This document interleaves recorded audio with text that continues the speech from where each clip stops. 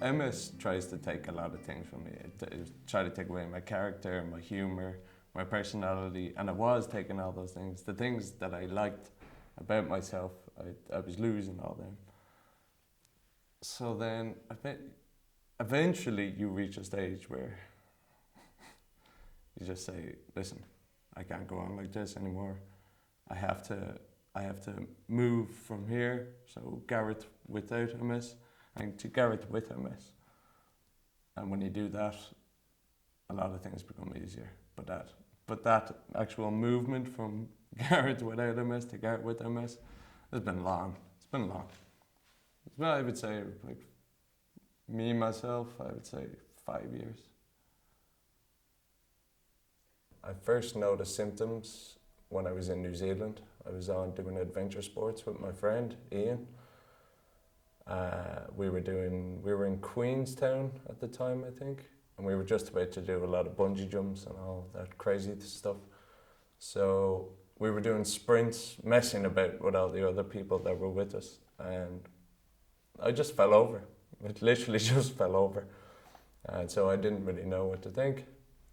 So I just forgot about it, got on with my holiday, came back to third year in UCD.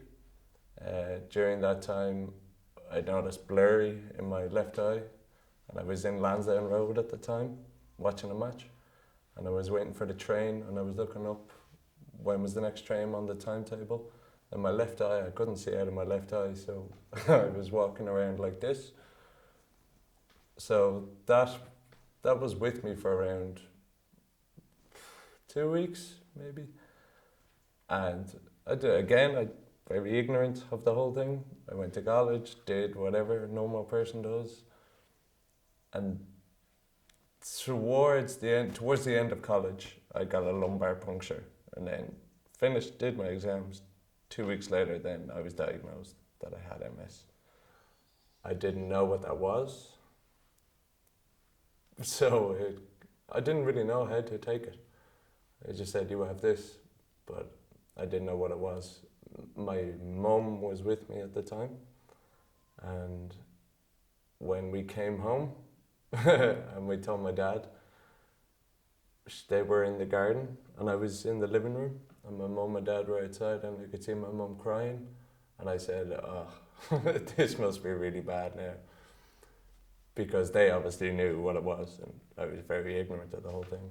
I went outside and I hugged both of them, even though deep down I knew, this might be really strange to hear, but I knew that they couldn't tell me that everything would be okay, because I knew the research I did, the very short research I did, said disabling, lifelong condition, terminal, unknown causes, and so on and so on.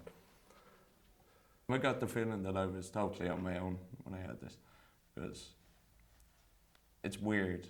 It's a weird disease because your doctors can't tell you what causes it. So when they tell you that, you kind of go off on your own. Well, I went off in my own world, and because they couldn't tell me what it was, so I was kind of lost.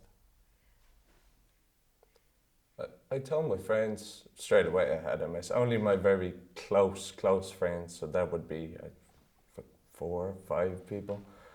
I didn't tell anybody else. They probably acted the same towards me, which is what I needed. They didn't treat me any differently, which is good. I would say that relationships and MS has played a big part, but I think the issue with relationships is more on my part than it is on the actual other person, because I think I overthink my MS and the effect it might be having on that person, whether they know or not know that I have MS. So I was diagnosed for 5 months, and I met a girl and I went out with her, and I told her pretty soon, and looking back, I'm pretty certain that was a mistake. I don't know why it was a mistake, because when I told her, she said, oh, very good. And it was, I don't know what to think about. I didn't know what to think of the whole thing. So I haven't been with anybody since I've had MS. I was on a date recently, and the question of MS came up when she tried to organise something with me for the day after. I said, "Oh, I can't make it." She said, "Why is that?" I said, "Oh," and I hesitated in my own head. I wasn't going to tell her anything. I was going to make up a lie. But then I said, "Well, why should I not say what I'm doing?" So I said, "I have an infusion to go to tomorrow. I have MS and all that." She said, "Oh, very good." And then she went on to tell me about one of her relations having MS. So I think, me personally, the person that has most of the issues with my MS and relationships is me. But there are a number of ways I manage my MS. I would say 50% is medication and 50% is me and the choices I make. I exercise as often as I can. This again is harder for people with MS, but if you stick at it, you will see results. And that sounds like a big cliche, but you will see results. And the best piece of advice I can give for somebody who's just been recently diagnosed is try and be happy. That's harder said than done. Try and be happy.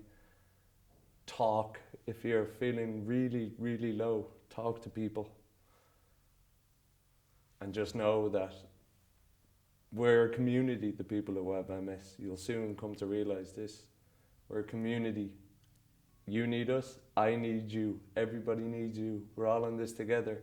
This is not some government slogan where it's all just words. I really do need the other people who have been diagnosed. They need us. We need to share each other's stories and get it out there, make people more aware.